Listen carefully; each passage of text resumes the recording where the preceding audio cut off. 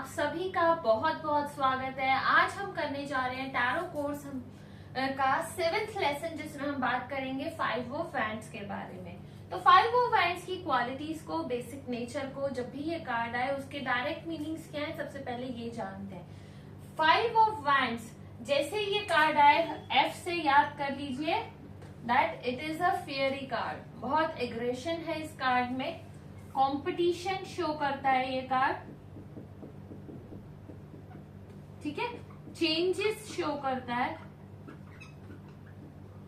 Aggression show करता है। आप इनको नोट जरूर कीजिए, देखिए एक बारी में याद नहीं होते, ठीक है। इनस्टेबिलिटी को शो करता है, साथ ही साथ यहां पर जब भी ये कार्ड आएगा ऑब्स्टेकल्स,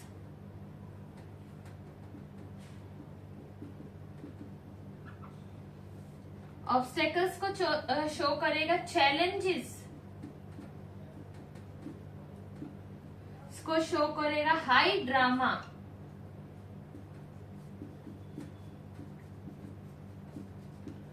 फाइट्स को शो करेगा। So you can C one thing directly, यहाँ पर इतना मैं समझ सकती हूँ, आप सभी इस चीज को समझ पा रहे होंगे। 5 ऑफ वैंड्स का कार्ड जो है वो एक नेगेटिव कार्ड है, तो ओवरऑल जो इसकी बेसिक नेचर है वो क्या है, नेगेटिव कार्ड है ये। तो कई लोग कहते हैं कि रिवर्स रीडिंग करनी चाहिए, but I personally don't do that. बहुत ज्यादा मैं रिवर्स कार्ड्स पे ध्यान नहीं देती हूँ, because we do have in 78 cards हमारे पास कार्ड्स हैं जो नेगेटिव एनर्जीज को शो करते हैं। One of those card which shows negative energies that is 5 of wands. You can सी यहाँ पर बहुत गुस्सा है, कंपटीशन है, ईगोसेंट्रिक है ये कार्ड, इकोसेंट्रिक है ये बहुत ज्यादा कार्ड। तो यहाँ पे कंपटीशन है, चेंजेस हैं। अगर आपसे कोई, जैसे अभी इससे 4 ऑफ वैंड्स की हमने बात की, वहां पर स्टेबिलिटी की बात हुई थी, यहाँ पर चेंजेस की बात हो रही है। ये एक ट्रांसफॉर्मेशन का, transformation would not be a good word for this, मतलब कि बिग चेंजेस आ रहे हैं, अनएक्सपेक्टेड चेंजेस आ रहे हैं, ठीक है। एग्रेशन है यहाँ पर, बहुत ज्यादा टेंशन है, इंस्टेबिलिटी है, ऑब्स्टेकल्स। आप कोई भी काम शुरू करने जा रहे हैं, अगर ये कार्ड आ जाए 5 ऑफ वैंड्स का, तो direct answer is don't do that right now, थोड़ी देर रुकिए। डॉग फाइट्स होती है यहाँ पर, ठीक है, मतलब कुत्ते बिल्लियों की तरह लड़ाइयां होती हैं। और कई बार ये लड़ाई जो है हमारे इनर, इसके साथ अगर स्वॉर्ड्स के साइन आ जाए, 5 ऑफ स्वॉर्ड्स का कार्ड आ जाए, तो वो डायरेक्टली, या फिर 8 ऑफ स्वॉर्ड्स का कार्ड आ जाए, तो वो डायरेक्ट इंडिकेशन होता है कि हमारे अपने आप से लड़ाई चल रही है, ठीक है। अकॉर्डिंग टू सिचुएशन ऑल्सो आपने देखना है वो इनर फाइट है या आउटर फाइट है। हाई ड्रामा, रिलेशनशिप्स में कई बार बोलते हैं ना, कई लोग बोलते हैं बहुत हाई ड्रामा है, हर छोटी छोटी बात पे बहुत ज्यादा ड्रामा क्रिएट करना। चैलेंजेस हैं, ये कार्ड अगर आ रहा है that shows there are so many challenges which your client need to work on, ठीक है। बहुत सारे चैलेंजेस हैं जिनको उनको कंसिडर करना होगा, तभी वो आगे बढ़ सकते हैं। ये कार्ड आए तो ईगोसेंट्रिक तो बंदा है ही है, नेचर अगर हम बात करें। सो ओवरऑल अगर ऐसा कार्ड किसी पर्सन से रिलेटेड आए तो उस इंसान से हमें डिस्टेंस मेंटेन कर लेना चाहिए। यहाँ पर एक लैक ऑफ कम्युनिकेशन भी इसमें मीनिंग निकलता है, लैक ऑफ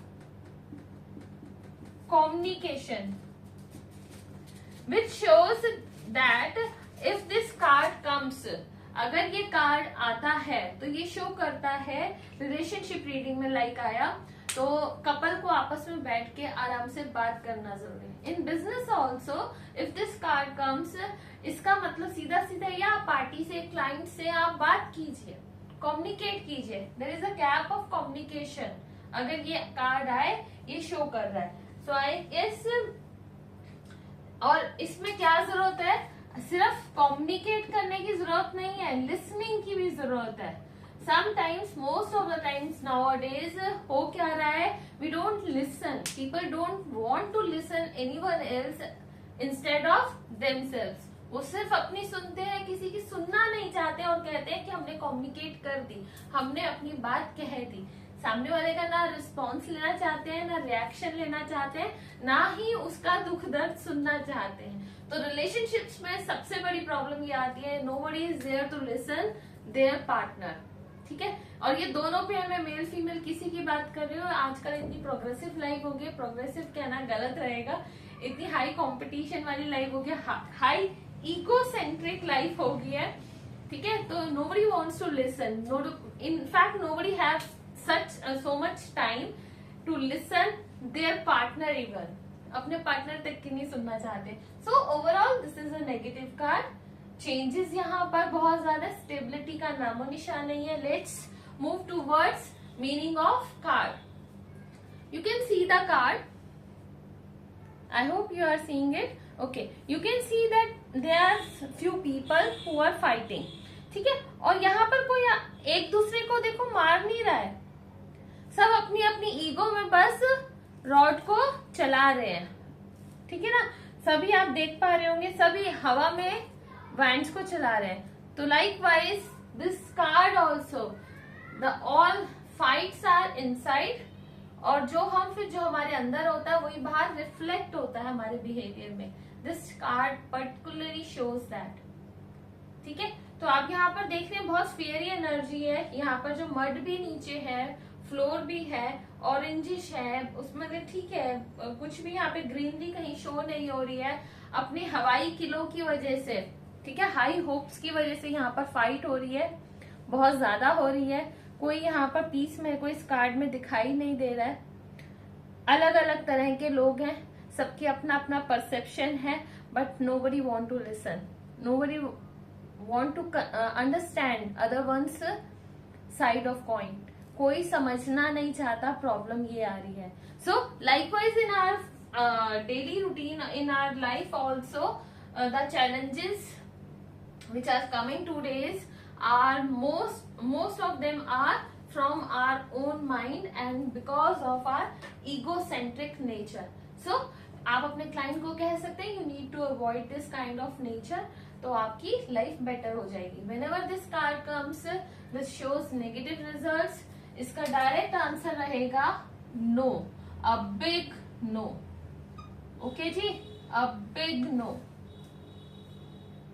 किसी भी चीज से रिलेटेड अगर इस क्वेश्चन में ये आता है तो इट्स अ बिग नो।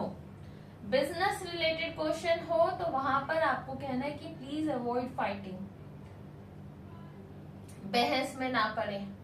ठीक है, अवॉइड करें उसको।